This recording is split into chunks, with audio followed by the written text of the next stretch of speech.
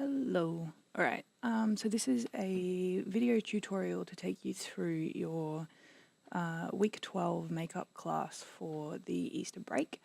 For AUD114, you have a couple of things that you need to do this week essentially to get your assessments up to speed for week 13. Main thing is getting your sample library cut together correctly, exported correctly, because a lot of points can be lost just for incorrect submissions. So what I want to talk through is just the correct submission process, how to export the files correctly, and just talk it through in Pro Tools. So what you should be able to see on the screen is the overview of the assessment criteria. As we've already talked about, you guys have been going through the process of giving me your list of proposed elements that you're going to put into it. 8 separate sound sources, as we've talked about, are 8 different objects or instruments, but we still want multiple variants for each one of them. We don't want just 8 sounds submitted.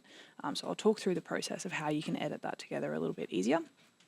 Each sound source should be recorded with at least 2 different microphones. So I do actually want a close and a distant version for every sound. If you want to combine them together, if you feel like you've got a really cool effect, if you blend them together for some sound design purposes, that's fine, but I do still want a separate one submitted as well. Appropriate recording levels throughout kind of goes without saying. It should be recorded without clipping or without being too low in level.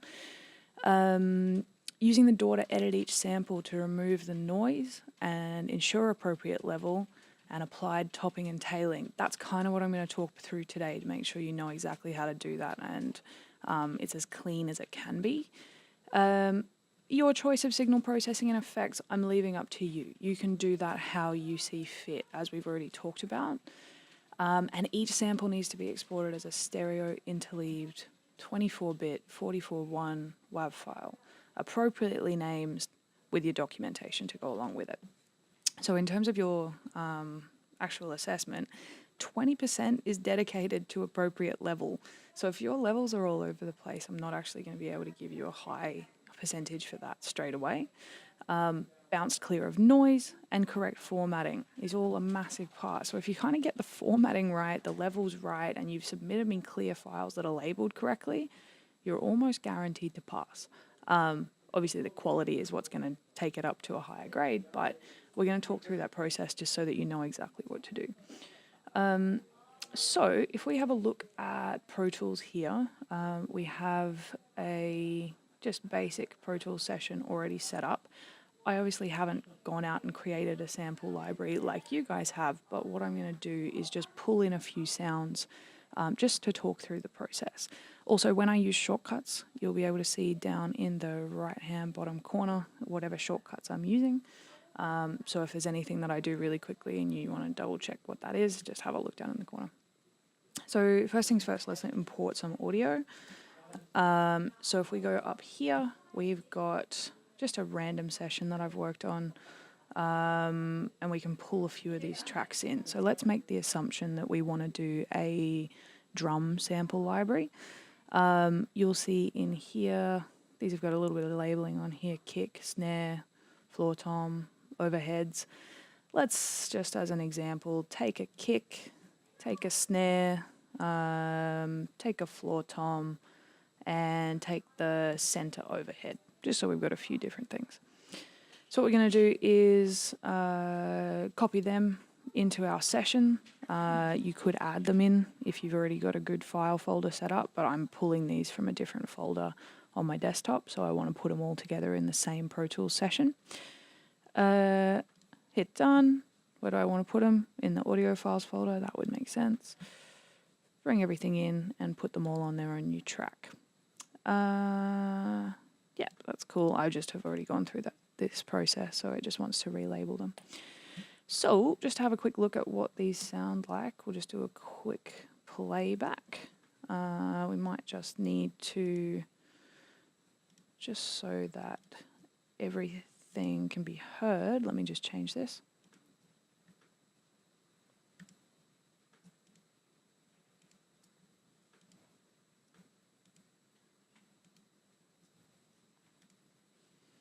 this should make sure that everything's going to be heard on the screen capture. So let's just have a quick look.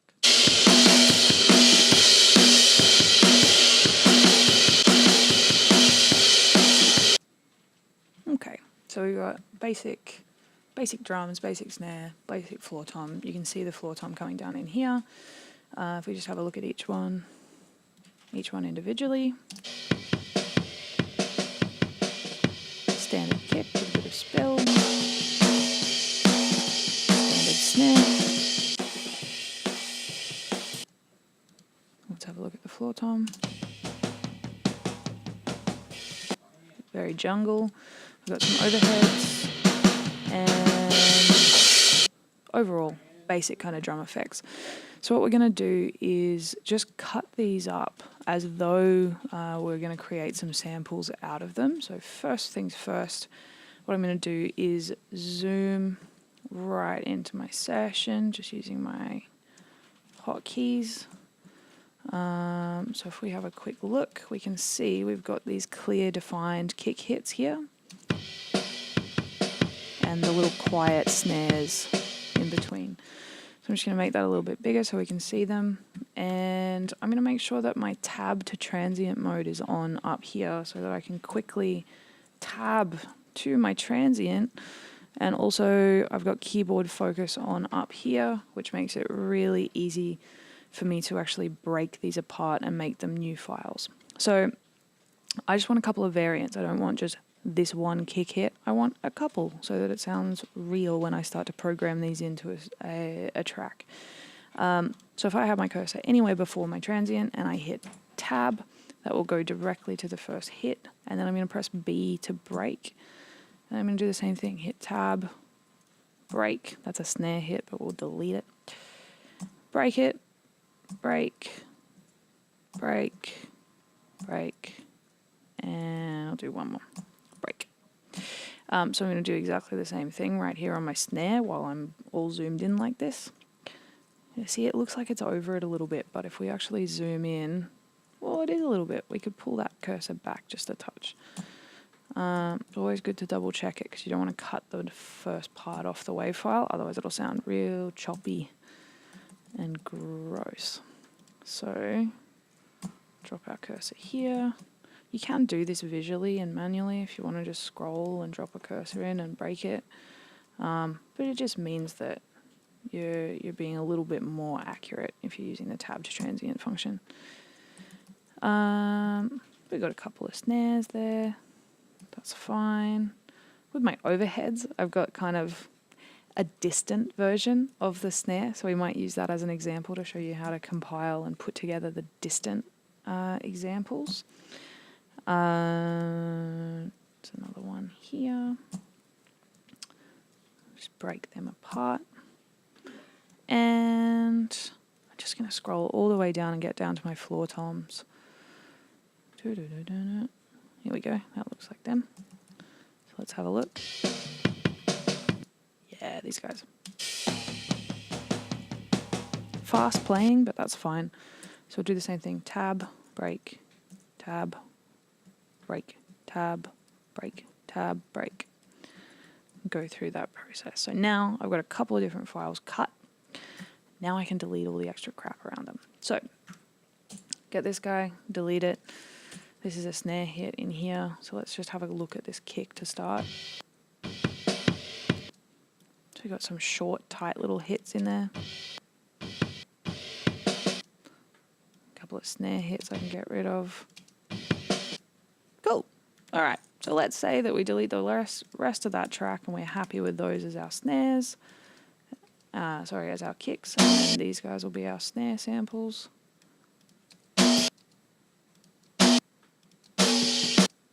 Cool. So we got a little bit of variant. We'll do exactly the same thing with our floor tom. Delete either side. Come down. Check that these are all right. So there's two hits in there. I can tab to the next transient, even though I can't really see it very clearly. Pro Tools knows better than I do. Can break it there. Do exactly the same thing. Let's pull these apart and just see whether we can hear the difference. Yeah, Yeah, it's not too bad. It's a little bit choppy, but we'll fix that. So the thing to pay attention to now is it doesn't matter that I'm pulling these out of time with the track because we're not dealing with the track. We're turning these into samples. They don't need to be in time with each other. That's not a concern. So I can grab all of these, holding down Shift, and I'm going to drag them all the way to the start of my session. I'm going to do exactly the same thing with all of these little guys. Pull them all down to the start of the session. And I'm going to do the same with these overheads as well, but I've only made a couple of cuts there, so it's not going to be as big a deal. Okay, so let's have a quick little look here. We've got some kick hits. If we pull them apart, let's just check what we're dealing with. Cool. A couple of them. Snares. A couple of different ones. 4 toms. They're a bit glitchy, but that's okay.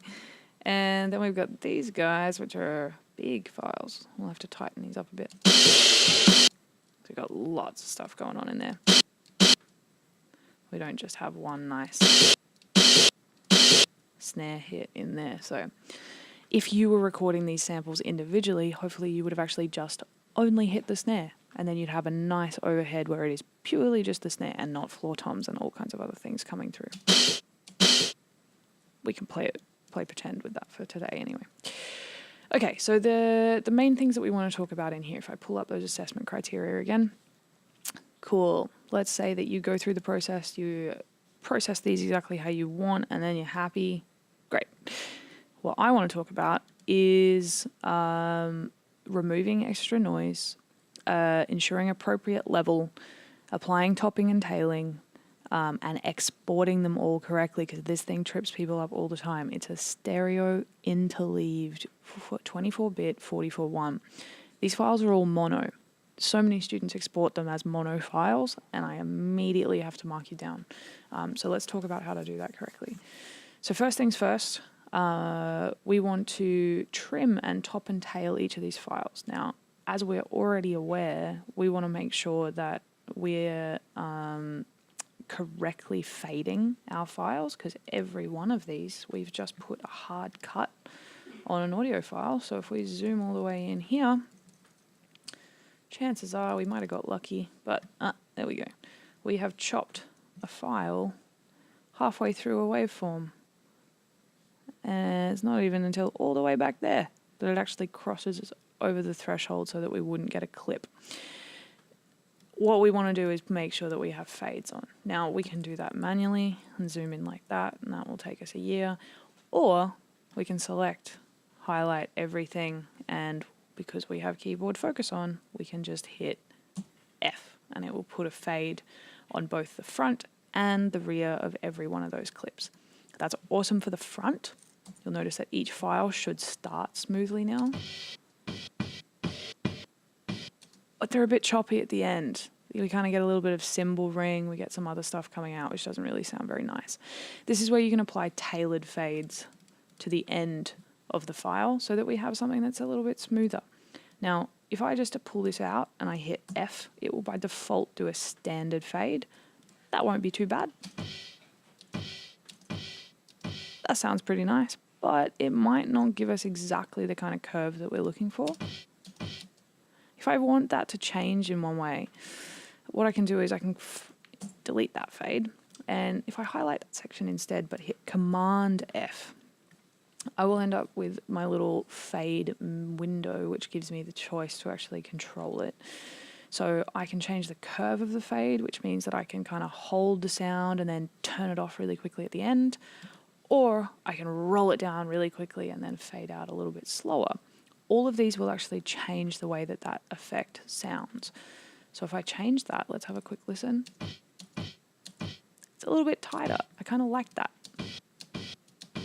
So what I might do is across these, if I highlight the rest and hit Command F, I can actually, for the very front, I can give them all the same type of effect, the same little standard effect that we already had, change its length to be, I don't know, 2 milliseconds up to, not 24, change it up to 4 milliseconds, somewhere around there. I like it to really quickly fade in.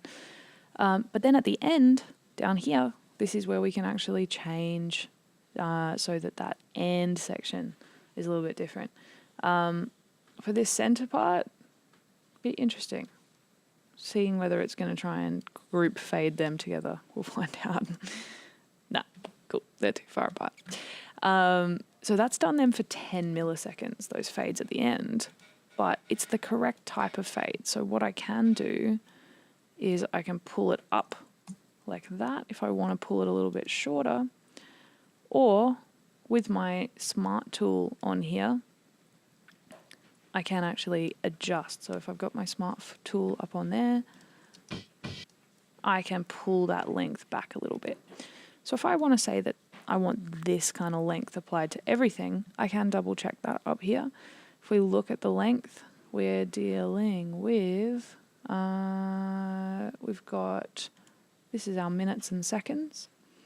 So we've got 0.7 of a second, 0.8 of a second, 0.9 of a second, 0.95. So this length here, so about 100 milliseconds. So what I could do just to trial that is if I hit Command F on this guy and I change that to be 100 milliseconds at the end, there we go. We end up with something that's a little bit smoother. So I could then find a setting that I like, apply that to everything, and let's have a quick listen. A little bit choppy, but depending on the genre that you're working on, maybe that's okay. If I wanted to smooth these out, because I've got settings universally now that I like, maybe I could change that to a more subtle curve. And if I feel like I'm getting too much ring at the end of some of these, that cymbal sound coming through, because this is a live recording, yeah, just tightening that file down a little bit will help me to actually clean that up. So I can go through that process on here. I can even grab the fade and move it forward. Lots of different elements that I can do in there to tighten it up. But either way, I don't want to spend a massive amount of time on it. I want you guys to actually use your ears and do it properly.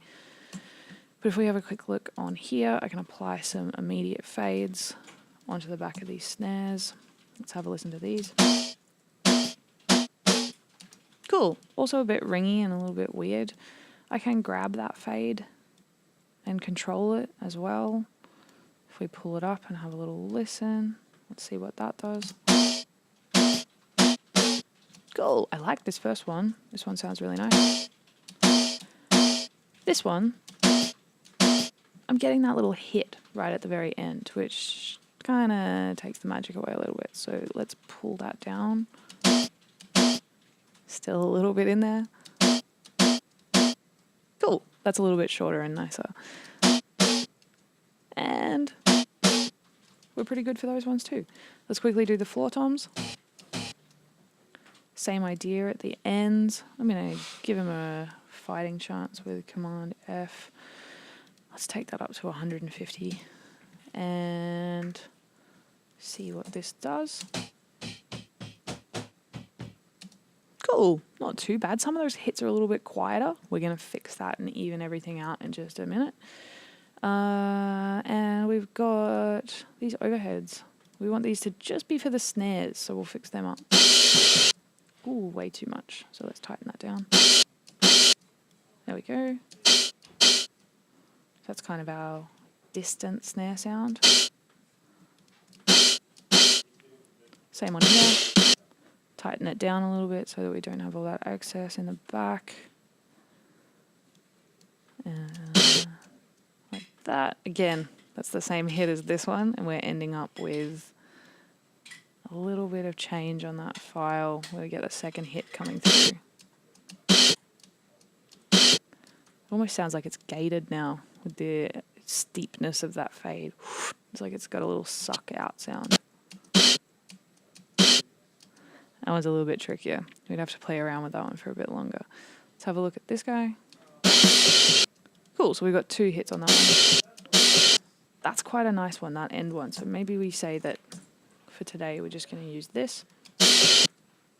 And I can roll that fade out and make it sound a lot smoother and nicer on there too. Got a little kick drum hit at the end. Little pop. If we want that fade to change, we can just adjust it. Yeah, close enough. Okay, cool. So now we got a whole heap of samples. We need to get these in order first of all, because at the moment, this matches this one matches this one, and this one matches this one. This stuff's going to get really, really confusing if we don't actually name things correctly first up. So what I'm going to do is double click on this file, and you'll notice that it still has the same name coding as what we were dealing with before. Let's change that and actually rename these clips, because that's going to help us so much as we go through the entire process. So first things first, this is our kick. We can just call this kick number 1, all right? If I copy that and double click on this next one, I can then change that to 2, 3. Now this seems like it might be a laborious process, but it's definitely better to do it than not actually name anything, because you're going to get to the end and trying to be exporting files, and then everything's going to have the same name, and you're going to get real confused real quick. So we'll do the same thing here. Snare 1, highlight and copy that. Also can be nice if you just miss out the number on the end, then you don't have to backspace anything. We'll save that one, paste, 2, double click, paste, 3, and 4. Same one here. So we can do the same, 01, copy. So essentially we're looking for naming conventions that are going to be useful if we're working with this as a sample library, and I'm looking for variants of different hits. I want to be able to go, okay, how many snare variants do I have? 1, 2, 3, 4. Great. And move on through the process that way. If I don't actually have these really obviously labeled, if you were going to sell this kit, no one's going to want it, because it's going to be way too convoluted and way too confusing with the current naming conventions that are on here. So this one is our overhead. Well, it's actually we're going to use it as our snare distant. So we're going to have snare distant 1.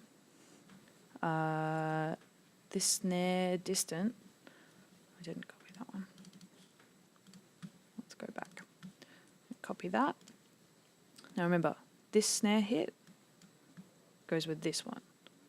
This one goes with this one. So that makes sense to call it snare hit 2.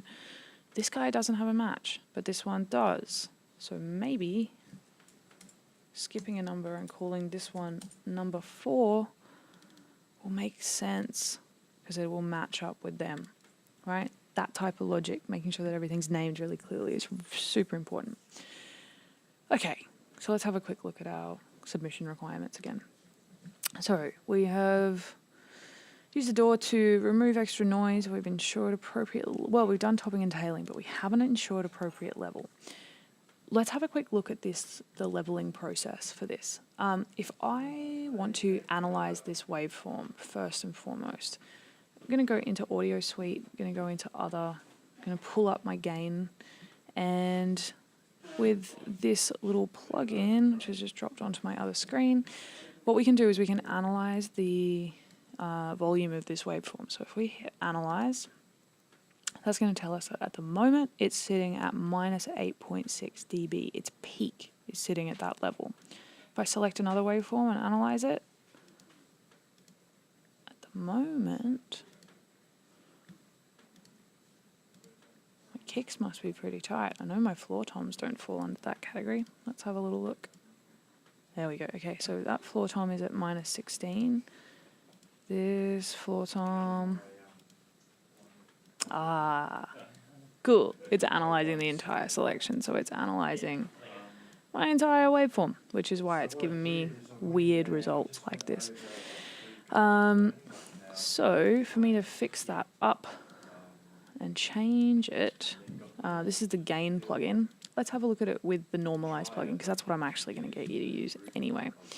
If we go into other and normalize in here, fantastic. We have the option to actually render clip by clip. So at the moment, if I leave the settings as is, I can select this clip, hit render, and what it will do is it will render it so that its peak goes all the way up to 0. So if we have a look at our mix window and I solo my kick and I play it back, at the moment it's coming to minus 7.7 for that one particular hit. If I select that hit and I hit render, whoa, it jumps all the way up like that. And if we play it back, there we go. It snaps all the way up to 0. So we've now rendered that file and massively increased its volume. We don't necessarily want it all the way up to 0, but for a sample library, we're looking for high volume sounds and we're looking for consistency in sound. So I would normally probably look at having anywhere between minus 3 to minus 6 kind of dB as a good kind of range. So if we say we're going to put all of these to minus 3 dB, what I'm going to do is now hit render, and you'll see that that'll change this file. And also, because we're rendering the file, it's also going to change and bring back in that little clip that we'd faded out. All right, can you see that? The fade has not been applied. It's working on the underlying audio file. So to fix that, we can do a couple of different things. Once we're happy with all of our fades here, we can render this and consolidate it to be its own new audio file. You can do that by going the long way up to edit and consolidate clip, or you can use the shortcut, which is Option Shift 3. If you use Command Shift 3, you will take a screenshot of your screen. You'll notice that very obviously because they'll all end up on your desktop and you'll hear the noise. So it's Option Shift 3. So if we have that file selected and we go Option Shift 3, and now if we hit render, you'll notice we don't get that kick up at the end of it. So what we can do here is just very quickly using our grabber, making sure we're always using our hand on the bottom half of the waveform, just pump through these and render them as new files. Make sure we select the whole thing and don't miss out the fades because that's the important part. I'm just selecting in that gap between the two fades as well to make sure that I'm not just selecting the fade, I'm selecting the whole audio file. And it's coming up with a hash on there, but that's Option Shift 3 that I'm selecting. Render these all down. And just to teach you exactly what will go wrong if we do it this way, all of that lovely naming that we did, because we haven't renamed the tracks, as soon as you render an audio file, it will re-render it over the title of the track. So let me teach you a little trick. If you type up in here and we type kick as our first file, and we call this one snare, and we call this one floor tom, and we call this one our snare distant. If we had have named them first, let's have a look at what happens if I consolidate that file now. It will be called kick 01, kick 02, kick 03, and it will do that process for you, which is awesome. So generally speaking, naming your tracks, how you want the files to be named is a really important process to go through as well. So now that we've got these sorted, what we're going to do is the next process, which is the normalizing. So you can see here, even if we look at our floor tom, you can see a massive difference in file sizes between these loud files and these quiet files down the end. So what we want to do is normalize these so they're all one level. Now we've already done that with this file here. We've rendered it to be its own value, and now it has a little normalized title on there. If we do this individually, track by track, that will work. If this is on entire selection, you'll notice that you'll go to some of these files and hit render, and the file size won't change. If I come to this one and I hit render, it will change, but this still has a big difference between it because it's on entire selection. It's analyzing its volume levels based on the levels of the entire session and the entire track that it's on. So what I want to do is actually change that to be clip by clip so that it's analyzing this level and distance for every individual track. So now that we've got that, I can just hit render, select it on, make sure I reselect the track. Select that guy, clip by clip, and double checking on here. Might have just been because we've already played around with that file. Oh, that guy's given us a little bit of difficulty. We'll come back to that one. So what we want to do is make sure that all of these files are rendered to the same volume level, and once we've got them rendered to the same volume level, we have a lot more ease with our library before we export it. That guy is tripping out. Let's fix that another way. I'll show you in a second. I think it's because we'd played around with it and now the file name is a little bit different to what it intended. So what I'll do is grab this one, and now instead of normalize, I can open another plugin just via this plugin. I'll open the gain plugin. I'm going to analyze it. It's telling me that its peak is going all the way up to 0. I don't believe you. Maybe it's just a view thing. If we zoom everything down, zoom everything all the way up. How bizarre. Analyze it. Analyze this guy. I don't know about that. Let's have a look. Another way that we can check it.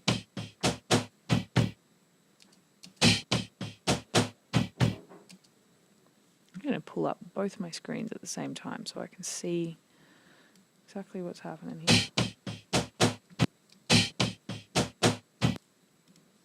Something funky going on. Let's pull back up. All these others have been analyzed really nicely and evenly, and we can see that volume change on there. If we go up to bring back our normalize plugin, select our value of -3, come back here, any of our files. It's because it's flicked back to entire selection. We want it on clip by clip. That's why it's tripping out. Okay, so all these guys are fine. All these guys are fine. This guy has been just analyzed in a weird way. But that's all right. Cool. Okay, so with these files that we're dealing with now,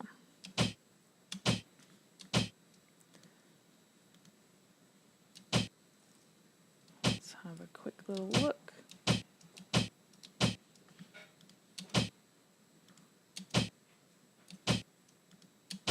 Okay, so just to double check. All right, so we've got a couple in here. I'm not super concerned if they're not all perfectly exactly the same volume level, but I am looking for consistency of only maybe like a dB or 2 difference between them. A little bit of variance is okay, but I don't want to see super, super quiet sounds and super, super loud sounds, because otherwise we're just not going to end up with something that's usable. So now that we've got these files, there's a couple of different ways that we can go about this. We need to export and bounce each of these files and name them correctly as well. The bouncing process can also help us to name these files, but first of all, let's just check up here. Use the drawer to edit each sample, removing the noise, ensuring appropriate level. Let's say that you've processed them, EQ'd them, compressed them a little bit. I'd limit yourself to the amount of reverb that you're going to use unless you're specifically doing sound design. If it's an instrumental recording, stand away from using, and if it's Foley-based stuff, don't really use reverb. at all, because you want to be able to add that processing yourself when you download it. Cool, so it needs to be 24-bit, 44.1, appropriately named, and organized in a folder. So let's do that bit. First of all, if I select this file, this is my kick. Awesome. If I want to bounce a file, right, I can go use my shortcut, Option Command B, and that will bring up my bounce option here. Now, at the moment, all of these files are going out via the channels 1 and 2 and 3 and 4, just so that I can do this recording. For us in here, what I want to do is actually put it into the folder that I've created, into a bounced files folder. I want to do it offline because I don't want to listen to every sample. And it needs to be, as the session requirements asked for, 44.1, 24-bit. So all of those settings are there, ready to go. All of these are going out of 1 and 2. Awesome, that's great. First of all, if I name this one Kick 1, and I go to put this in my bounced file, I can potentially, if I'm going to have a kick distant as well, probably kick close is going to be good too. So if I now hit bounce, that will take a little quick second.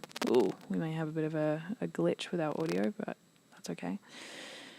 In here, if I now go Command-Shift-B, you'll notice that it automatically names it with a 2 because it knows what we're doing. So we'll go through this process really quickly, but I'm selecting each one, and most importantly, I've soloed this kick channel. That's the super important part. If I haven't soloed that, then I'm going to hear all of these other things coming through in the background. So now I hit bounce. Now I just hit bounce, and I'm going to do exactly that same thing really quickly for the rest of these.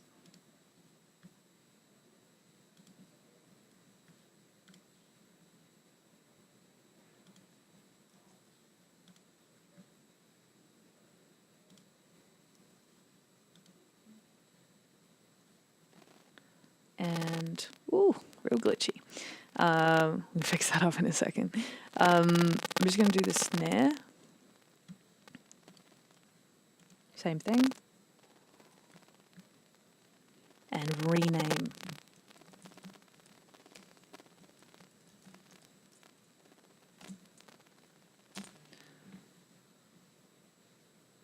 Do the same thing here. Now, remember, we've soloed it over here. It's now renamed as 2.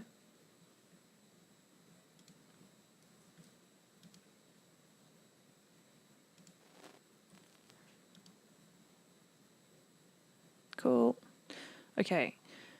So we go through the whole process. We do that the same for everything. I'm just going to do these distant ones because I want to show you. We just had these auto name from 1, 2, 3, and 4.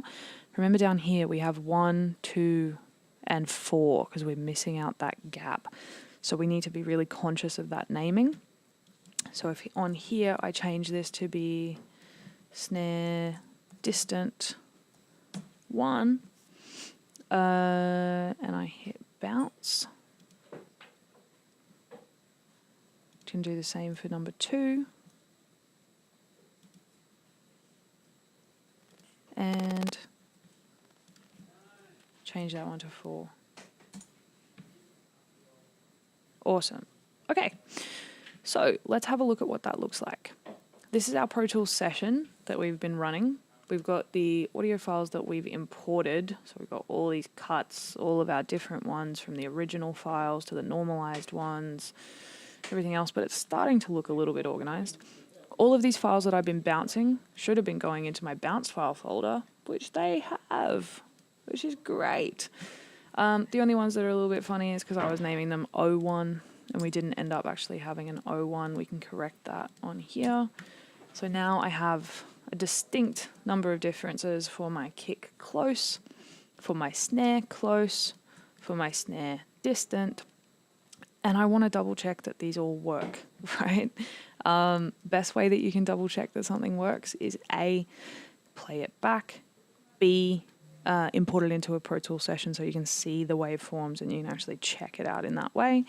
For us, we could do it in a couple of different ways. I'm going to do it the real lazy way because I've already got Pro Tools open.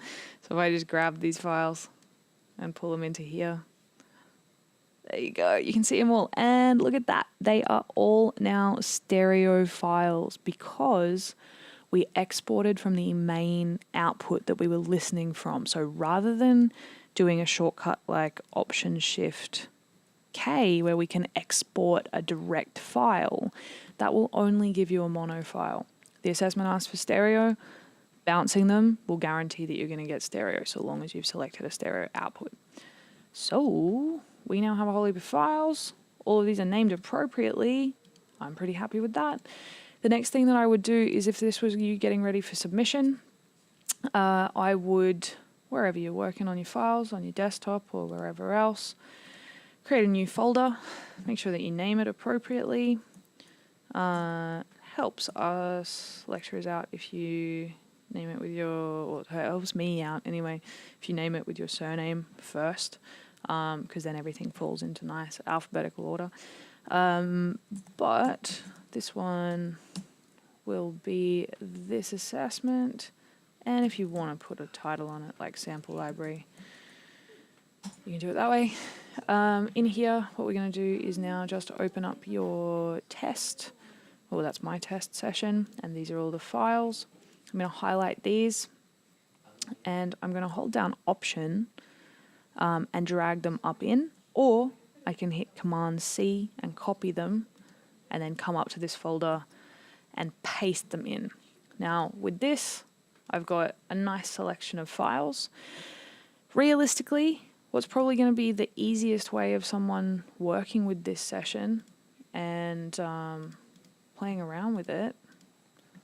Where are those files gone? Ah, I didn't even put them in the folder. There we go. That's better. So now if we're in this folder, I'm probably not going to want to open a whole separate folder just for kick close and a separate folder for snare close if I'm looking for them.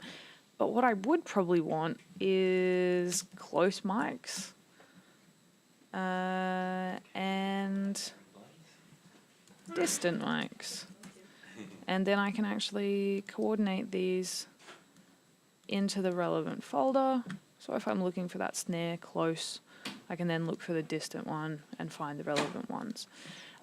If you were dealing with a session, like some of you are, that are post-production related, if you're wanting to categorize them into, I know some people are doing houses and doing like lounge room samples or kitchen samples.